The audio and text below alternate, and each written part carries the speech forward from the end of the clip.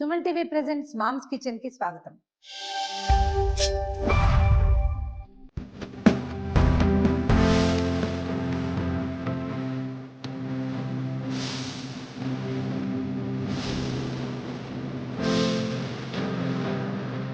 Morning breakfast కి చాలా ఏర్పాట్లు చేసుకుంటామండి సాధారణంగా. అందరిళ్లలో ఇడ్లీ పిండి, దోస పిండి, ఏవో రుబ్బేసిన పిండి ఉంటాయి. ఫ్రిడ్జ్లోంచి తీస్తాం, దోశలో ఇడ్లీలో వేసేస్తాం, లేదా ఏ పెసరట్లో చేసుకుంటాం. ఉప్మాలు చేస్తాం, తర్వాత సేమియా ఉప్మా చేసేస్తాం, పోహా చేస్తాం, బోల్డు. అయితే వీటిలలో అప్పుడప్పుడు పెద్ద ఏర్పాట్లేం లేకుండా ఒక అరగంట ప్రిపరేషన్ తోటి ఈజీగా చేసుకునే టిఫిన్ ఏదైనా ఉందా అని ఆలోచిస్తే అట్లు పోసుకోవచ్చు. మినపిండి, బియ్యపిండి ఉంటే వాటిని కలుపుకోవచ్చు. మన దగ్గర బొంబాయి రవ్వ ఉంటే రవ్వట్టు పోసుకోవచ్చు. గోధుమ పిండి ఉంటే గోధుమ పిండి అట్లు కూడా చేసుకోవచ్చు. అయితే ఇవాళ టేస్టీ అండ్ క్రిస్పీగా ఉండే రవ్వ దోశ చూద్దాం. ఈజీ, చాలా సింపుల్ కూడా. మొదటిసారి మనకి హోటల్లో లాగా రాలేదనిపిస్తుంది. 2-3 సార్లు చేస్తే అదేం బ్రహ్మ విద్య ఏం కాదు కదా, అదే వస్తుంది. తర్వాత మనం మార్చుకుంటాం, కొన్ని ఇందులో ఇవి కలపచ్చు, ఇవి కలపకూడదు, పిల్లలకి ఇది నచ్చుతుంది, లేదా మనం ఇది తినలేకపోతాం, మనకు అర్థమవుతుంది. తర్వాత కొంచెం చిన్న మార్పులతోటి చేసుకోవచ్చు. సాధారణంగా రవ్వ దోశలో ఏముంటుంది? రవ్వ మెయిన్. దానికి బేస్ కోసం బియ్యపిండి, ఇంకొంచెం బైండింగ్ బాగుండటం కోసం కాస్త మైదా పిండి. మా ఫ్రెండ్ ఒకరు కొంచెం శనగపిండి కూడా వేస్తారు, కలర్ వస్తుందంటారు. శనగపిండి అందరికీ పడకపోవచ్చు, దాన్ని వదిలేసినా, అది స్కిప్ చేసినా కూడా వీటిని కలుపుకోవచ్చు. ఒకవేళ శనగపిండి ఉంటే ఒక పావు కొలత శనగపిండి కూడా హాయిగా వేసుకోవచ్చు అండి. కొంచెం రుచి ఎన్హాన్స్ అవుతుంది అండ్ కలర్ చాలా బాగుంటుంది. చూద్దాం ఈజీగా ఏమేం కావాలో. ఇదిగోండి రవ్వ, బియ్యపిండి, మైదా పిండి. వీటిని కలపడానికి పెరుగు లేదా మజ్జిగ. ఎక్కువ పుల్లగా ఉన్న పెరుగు అయితే ఇంకా చాలా బాగుంటుంది. ఈ సీజన్లో అంత పుల్లగా ఉండదు కదా. రేపు ఎండాకాలం అయితే మనం ఏం లేదు, రాత్రి తోడెడితే పొద్దునే పుల్ల పెరుగు రెడీ అయిపోతుంది. సో దీంట్లో ఏం వేసుకోవాలంటే అల్లము, పచ్చిమిర్చితో పాటుగా జీలకర్ర, కొంచెం మిరియాల పొడి, ఆ తర్వాత ఏమో కొద్దిగా కరివేపాకు, కొత్తిమీర కట్ చేసి పెట్టుకోవాలి, అది వేసుకోవటం, కొంచెం ఉల్లిపాయలు, ఉప్పు వేసుకోవటం, అట్లు పోసేసుకోవటమే. కొంచెం దీనికి రెస్ట్ పీరియడ్ ఒక 20 మినిట్స్ ఇస్తే చాలు. పిండి కలిపేసి ఒక 20 నిమిషాలు పక్కన పెట్టి ఈ లోపల మనం చట్నీ చేసేసుకుంటే, ఆ చట్నీ వేసరికి పప్పు ఇది నానిపోతుంది, పిండి ఎత్తి అట్లు పోసేసుకోవచ్చు. చూద్దాం ఏమేం కలపాలో. నేను ఈజీగా ఒక గరిట కొలతే చూపిస్తానండి, ఎక్కువ కాదు. ఇందులో మీరు గ్లాస్ కొలతలు కూడా చేసుకోవచ్చు. చూద్దాం, చూడండి. సింపుల్గా ఒక 3-4కి సరిపోతుంది ఇది. ఒక గరిట బొంబాయి రవ్వ అనుకోండి, ఒక హాఫ్ గరిట బియ్యపిండి, ఒక పావు గరిటె మైదా పిండి, శనగపిండి ఉంటే ఆ పావు అది కలిపేసుకోవచ్చు. సో ఇంతే మన పద్ధతి. దీంట్లో మనం ఏం చేయొచ్చు, కనీసం ఒక గరిటెడు మంచి పెరుగు వేయండి. ఇందులో కాస్త చిక్కగా ఉన్నదైతే చాలా బాగుంటుంది. వీటితో పాటుగా మనం మొత్తం మసాలాలన్నీ పదార్థాలు వేసేసుకోవచ్చు. ఓ స్పూన్ ఉప్పు, ఇది మనం రుచిని అనుసరించి, మరీ ఉప్పగా తినం, ఉప్పు తక్కువ తింటాం, అలా ఉంటే తగ్గించుకోవటమే. పచ్చిమిర్చి తరుగు, ఒక 2 పచ్చిమిరపకాయలు సరిపోతాయి. ఓ ఇంచి అల్లం ముక్క, అన్నీ సన్న ముక్కలు చేసుకోండి. మీ శక్తి అనుసారం ఎంత సన్న ముక్కలు చేసుకున్నా కూడా సరిపోతుంది. కరివేపాకు, కొత్తిమీర ఉన్నాయి, అవి కూడా సగం సగం చేసుకుని వేసుకుంటే సరిపోతుంది. దీంట్లో ఒక హాఫ్ స్పూను జీలకర్ర, తర్వాత ఒక 10-12 మిరియాలని, మరీ మెత్తగా వద్దండి, కొంచెం బరగ్గా కచ్చాపచ్చాగా దంచుకుంటే మిరియం కనపడితే చాలా బాగుంటుంది చేయటం. తర్వాత ఒకసారి కలిపేసి దీనికి ఏంటంటే మైదా బాగా ఈవెన్గా కలవటమే, అంతకంటే ఏముండదు. దానివల్ల ఏంటంటే ఇది చక్కగా ఊడొస్తుంది అన్నమాట. గట్టిగా ఉంది చూడండి. కాసిని నీళ్ళు పోసి ఒక 20 నిమిషాల పాటు దీన్ని నానబెడితే సరిపోతుంది. తర్వాత మనకు కావాల్సినంత పలచగా చేసుకోవచ్చు. ఇదివరకటి రోజుల్లో వెన్న తీసిన మజ్జిగ ఉండేది ఇళ్లలో ఎక్కువగా. పొద్దునే వెన్న తీసేవాళ్ళు, ఆ మజ్జిగ పోసుకుంటే చాలా బాగుండేది. 1 గంట సేపు నాననిస్తే కుంపటి మీద పోసుకున్నా కూడా అట్లు బ్రహ్మాండంగా వచ్చేవి. సో ఇది నానాక ఇంచుమించుగా డబల్ కాదు కానీ కొంచెం పెరుగుతుంది ఈ రవ్వ అవి నానేసరికి. దీన్ని నాననిచ్చేసరికి టంగుమని అయిపోతుంది కూడా. ఒక 20 నిమిషాలు దీనికి రెస్ట్ ఇద్దాం. ఈ 20 మినిట్స్ లోపల మనం చిన్న కొబ్బరి పచ్చడి చేసుకుందాం. మనం రెడీ చేసుకున్న రవ్వ దోశ ఏంటంటే దీనికి కొంచెం కమ్మటి పచ్చళ్ళు బాగుంటాయి. అల్ల పచ్చడి, టమాటా పచ్చడి అంత కాసుగా ఉండవు, ఎందుకంటే మనం ఇందులో మిరియాల పొడి, అల్లము, తర్వాత పచ్చిమిర్చి అన్నీ వేసేస్తాం కదా, ఉల్లిపాయలు కూడా వేసేసుకుంటాం. దానికి ఏంటంటే కమ్మటి కొబ్బరి పచ్చడి అయితే ఎక్సలెంట్గా ఉంటుంది. సాధారణంగా ఇడ్లీ పచ్చడి చేసుకుంటాం మనం, హోటళ్ళల్లో కూడా చేస్తారు. కొబ్బరి, పచ్చిమిర్చి, పుట్నాల పప్పు, కాస్త ఉప్పు వేసి గ్రైండ్ చేయటము, అందులో కొంచెం పెరుగు వేసుకోవటం. కొంతమంది చింతపండు కూడా వేస్తారు, అది వాళ్ళ ఆసక్తి. ఈ మార్నింగ్ బ్రేక్ఫాస్ట్లలో చింతపండు అవాయిడ్ చేసేయండి. చింతపండు ఏంటంటే చాలా అనారోగ్యాలకి మూలం అని చెప్తారు. సో మనం చింతపండుని పక్కన పెడదాం.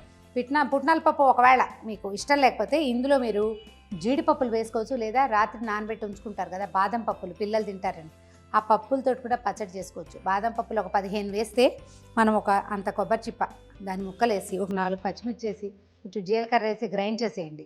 చక్క క్రీమీగా తెల్లగా బాగా వస్తుంది, పాలుగా ఉంటుంది, ఎక్కువ రుచిగా ఉంటుంది. దాని మీద ఒక చిన్న తాలింపు వేయడం, పచ్చడి సర్వ్ చేసేసుకోవటమే. ఇది గ్రైండ్ చేశాక దీంట్లో చిన్న తిరగమాత పెట్టుకుని అప్పుడు మన పిండి నానిపోయింది, రవ దోశ వేసేసుకుందాం. నేనేం వేస్తున్నాను చూడండి, జస్ట్ కొబ్బరి ముక్కలు ఒక 4, మన టేస్ట్ని అనుసరించి విసురున కారం పడుతుంది అనుకుంటే కొంచెం తగ్గించుకోండి. 4 పచ్చిమిరపకాయలు, కాసిని పుట్నాల పప్పు, ఉప్పు, మనకి క్వాంటిటీ కావాల్సిన దాన్ని బట్టి. ఇంత గిన్నెడు పచ్చడి కావాలంటే ఇవన్నీ పెంచుకోవటమే. గ్రైండ్ చేసి మనం మళ్ళీ రవ దోశతో కలుసుకుందాం. కొబ్బరి పచ్చడి గ్రైండ్ చేసేసాం. దీంట్లో ఒక చిన్న తిరగమాత పెట్టుకోవటం, తర్వాత రవ దోశ వేసేసుకోవటం. ఈ పచ్చళ్ళు అందరూ చేసేవనండి. ఇందులో మనం హెల్తీగా ఏదైనా యాడ్ చేయాలి అంటే పప్పులే, బాదం పప్పులు లాంటివి వేసుకోవటము. ఇవేంటంటే నిలవ ఉంటే ఏమంత బాగుండవు. నూనె కాకుండా నెయ్యి కూడా వేసుకోవచ్చు తాలింపుకి. జస్ట్ చిన్న క్రిస్పీ తిరగమాత వేసుకుంటే బాగుంటుంది. మంచి వాసన వచ్చేలాగా కొంచెం కరకరలాడే తాలింపు ఏదైనా పెట్టుకుంటే చాలా బాగుంటుంది. చట్నీ, కొత్తిమీర, కరివేపాకు లాంటివి కూడా వేసుకోవచ్చు. మనం ఏంటంటే రవ దోశలు అన్నీ వేసాం కదా, ఇందులో వదిలే అనిపిస్తుంది అన్నమాట. నూనె కొంచెం వేడెక్కనిద్దాం. ఆవాలు అవి చిటపట్లాడనిచ్చి, కొంచెం కొద్దిగా శనగపప్పు, కొంచెం మినపప్పు, తర్వాత కొద్దిగా జీలకర్ర, దీంతో పాటు కొద్దిగా ఎండుమిర్చి, ఒక చిటికెడు ఇంగువ. ఈ తాలింపుని పచ్చడిలోకి ట్రాన్స్ఫర్ చేసేద్దాం. తర్వాత పెనం పెట్టేసుకుందాం. మన దోసపిండి దాదాపుగా నానిపోయింది, అరగంట సేపు నాననిచ్చాము. దీన్ని ఏంటంటే పల్చగా చేసుకోవాలి. మామూలు దోసపిండి లాగా గరిటెజారుగా కాకుండా కొంచెం మజ్జిగలాగా అవ్వాలన్నమాట. ఇది పల్చగా ఇంత నీరుగా చేసేయచ్చు. ఇది రన్నీగా ఉంటేనే బాగా వస్తాయి. ఏంటంటే జనరల్ మన దోశలాగా దీన్ని ఇలా చెయ్యము, ఏమనాలి, ఎనపం అన్నమాట. జస్ట్ చల్లుతాం, పోస్తాం కూడా. ఇట్లా చిల్లులుగా రావటమే దీని స్టైల్. మనం ఏం చేయాలంటే కాస్త ఈ గ్యాపులు ఫిల్ చేసుకుంటూ దోశ పోసేసుకోవాలి. ఇది మొదట్లో కాస్త భారతదేశపు పటాల్లాగా వస్తాయి, కంగారేం లేదు, అవే వచ్చేస్తాయి సరిగా. యాక్చువల్గా ఇలా రావటమే ఇది. ఇప్పుడు మామూలు దోశలాగా దీనికి కొసలకే కాదు, ఎక్కడెక్కడ గ్యాప్స్ ఉన్నాయో అక్కడ ఒక్కొక్క నీటి బొట్టు చొప్పున వేస్తే, నూనె బొట్టు కనుక వేస్తే చక్కగా కాలి వస్తుంది. దీన్ని కదపకూడదు, అంచుల వెంబడంతా కాలి ఊడొచ్చేదాకా వదిలిపెట్టాలి. ఫ్లేమ్ హై ఫ్లేమ్ మీదే ఉంచాలి. అది ఎక్కువగా కాలటమే కావాలన్నమాట మనకి. దీన్ని తిరగి ఎక్కర్లేదు, దోశలాగా ఇలా తీసేసుకోవటమే. ఇంకా కొంచెం మందపాటి పెనం పెట్టుకోగలిగినా కూడా బాగుంటుంది మన ఇంట్లో ఉండటాన్ని బట్టి. చుక్క చొప్పున వేసుకోండి. నెయ్యి అంత బాగుండదు, నూనె వేస్తేనే బాగుంటుంది. ఎక్కడెక్కడ గ్యాప్స్ ఉన్నాయో అక్కడ ఫిల్ చేసేయండి. ఒక 2 నిమిషాలు దీన్ని స్టవ్ మీద కానివ్వండి. దీని సింపుల్ మెథడ్ ఏంటంటే 2 పెనాలు పెట్టుకోవాలి. చిన్న పొయ్యి మీదేమో చిన్న పెనం, పెద్దాని మీద పెద్దది పెట్టుకుంటే అటాచ్ చేసి 2 తీసేయగలుగుతాము, బాగుంటుంది. చిన్నప్పుడు దిబ్బరెట్టలు అవి వేసేవాళ్ళు ఊళ్ళలో, ఇప్పుడు కొంచెం తగ్గిపోయింది రండి అది వేయటం. మినపిండి, బియ్యపు రవ్వ కలుపుతాం కదా, వాటికి అట్లా 2 లేదా 3 కూడా పెట్టేవారు. కుంపట్ల మీద మూడింటి మీద పెడితే ఒకేసారి వచ్చేస్తుంది అనమాట. ఒకళ్ళ తర్వాత ఒకళ్ళు తినేవాళ్ళు కాదు. మొత్తం అన్నీ వేసేసి సాయంత్రం 4ంటికి మొదలు పెట్టేవాళ్ళు శనివారం పలహారానికి. ఒక 3 కుంపట్లు వెలిగించి ఒక 8 లేకపోతే 12 అట్లా వేసేవాళ్ళు. 9 లేదా 12 రొట్టెలు వేసి తర్వాత తలా ఒక చిన్న ముక్క కోసి పెట్టేవాళ్ళు. మనం కూడా అంతే, 2 పెనాలు పెట్టుకుంటే దోశలు, పెసరట్లు చకచక అయిపోతాయి. ఇంకొక నిమిషం కాలనిస్తే ఇది బాగా వస్తుంది. ఇది కొంచెం క్రిస్పీగా రావాలంటే మనం వేసే దాన్ని బట్టే, అంతకంటే ఏమి ఉండదు.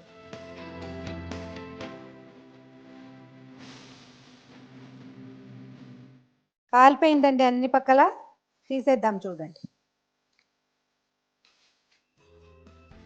వచ్చేసింది.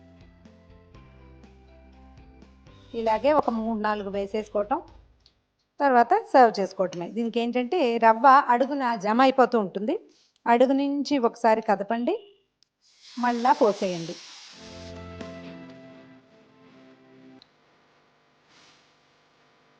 దీంట్లో నాదొక చిన్న అబ్జర్వేషన్ ఉందండి. ఇది మనం బజార్ నుంచి తెచ్చిన పెరుగుతో అంటే మనం డబ్బాలు తెచ్చుకుంటాము, ప్యాకెట్ పెరుగు తెస్తామా, అది కొంచెం పాతపడింది దాంతో కలిపేసుకుందామని అనుకోవద్దు. దాంతో సాధారణంగా సరిగా రాదు. మనం ఇంట్లో తోడుబెట్టిన పెరుగు అయితే రాత్రి తోడుబెట్టిన పెరుగుతో పొద్దున్న మజ్జిగ చేసుకుని వేసుకోవచ్చు, చాలా బాగా అవుతుంది. ఇదిగోండి చేసేద్దాం. దీనికల్లా ఏంటంటే వేసి అది సెట్ అయ్యేదాకా ముట్టుకోకూడదు. సెట్ అవ్వగానే ఆటోమేటిక్‌గా వచ్చేస్తుంది వెనక్కి. చేసేద్దాం. క్రిస్పీ రవ్వ దోసలు విత్ కొబ్బరి చట్నీ. ప్రయత్నం చేసి చూడండి. ఇంకా ఈజీగా కూడా చేయొచ్చు. ఒక సింపుల్ రెసిపీ చెప్తాను. దీంతో ఈవినింగ్ అప్పటికప్పుడు పిల్లలకి గబుక్కుని చేసి పెట్టడానికి. చట్నీ ఏదో సాస్ వేసుకునైనా తినేస్తారు. ఒక గరిటె రవ్వ వేయండి, ఒక గరిటె బియ్యపిండి వేయండి. 2 కలిపేసేయండి. ఉంటే ఒక స్పూను మైదా పిండి కలపండి, లేకపోయినా ఏం పర్వాలేదు. దాన్ని ఇట్లా మజ్జిగలాగా కలిపేయటం. అందులో ఉప్పు, జీలకర్ర, చిన్న చిన్న అల్లం ముక్కలు, పచ్చిమిర్చి ముక్కలు పిల్లలు రిలీజ్ చేస్తే వేసేయండి. అది ఇట్లా నాన్ స్టిక్ ప్యాన్ మీద కనుక అయితే ఎత్తి పోసేయటమే. కొంచెం నూనె వేయండి, ఈజీగా లేచి వచ్చేస్తాయి. ఇంకా కమ్మగా చాలా రుచిగా ఉంటాయి. ఇందులో మనం చాలా వేసాం కదా, కరివేపాకు, కొత్తిమీర అన్నీ వేసుకున్నాం, మిరియాల పొడి. అందులో ఏం వేయక్కర్లేదు. ఒకేసారి చేసేసి పెట్టేసేయచ్చు. ట్రై చేసి చూడండి. ఇలాంటి మరిన్ని రెసిపీస్ కోసం సుమన్ టీవీ మామ్స్ కిచెన్కి సబ్స్క్రైబ్ చేసుకోండి.